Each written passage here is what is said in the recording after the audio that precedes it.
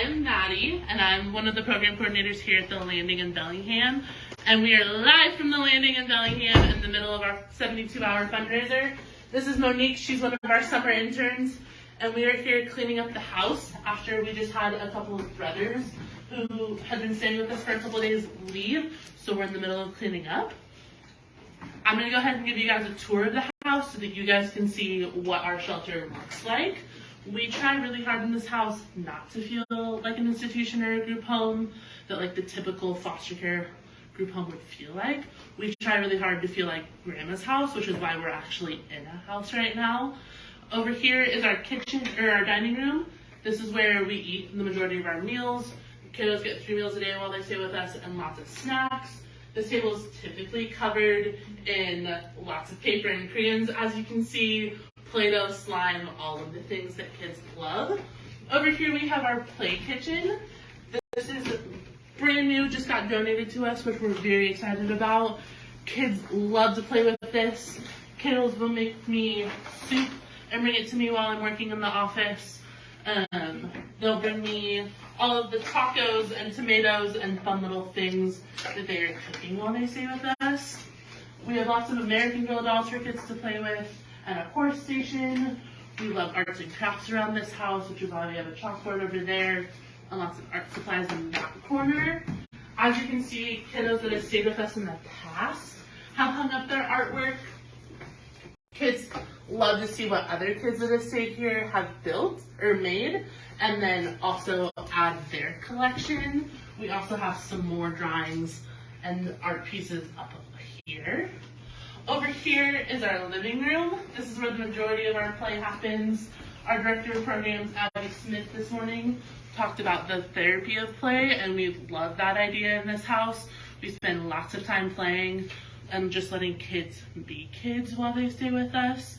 They're recovering from the highs and lows of everything that's been going on before they came to stay with us, and we want to give them a chance to do that. We, as you can see, have lots of toys, lots of cars for kids to play with, trains, board games, Jenga, a track for kiddos to play with.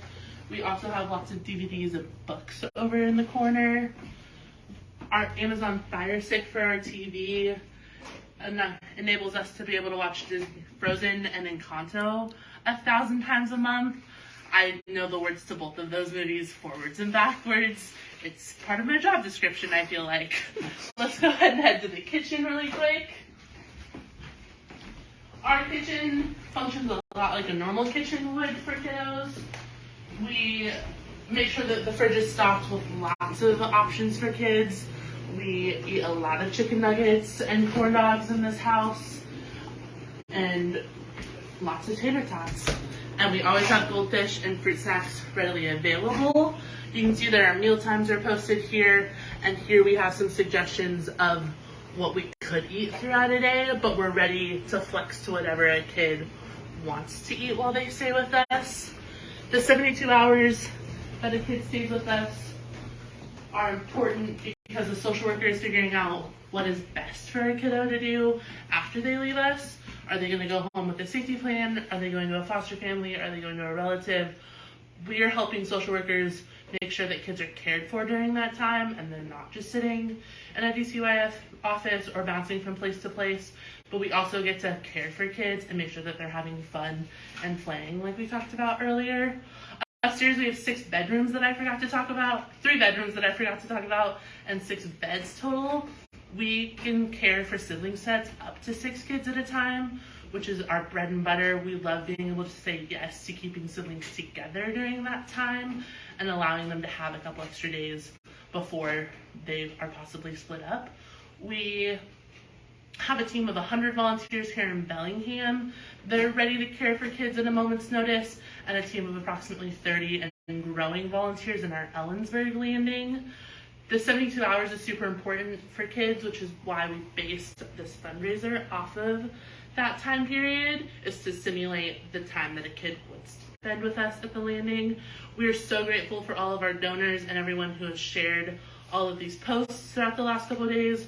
We still have 48 hours approximately left of our fundraiser, and you donating allows us to keep having toys to play with for kids, keep bikes for kids to learn. We had 2 6-year-old twins last week learn how to ride a bike for the very first time, which was super exciting. That money also allows us to take kids to go do fun stuff while they stay with us. We had a 10-year-old last week who very clearly didn't want to be here, which makes a lot of sense. And when he left to go to the arcade with a volunteer, he came back and told me that it was the best day ever, and this is the best place ever, and it's because of our donors that we get to do stuff like that with kids. Thank you so much for donating. We ask that you share this with your friends and continue to help us reach that grant, help us reach our goal and get the money from our matching grant, because you're doubling your impact, which is super cool. Thank you so much for joining us here at the landing, and we will talk to you guys later. Thank you, guys.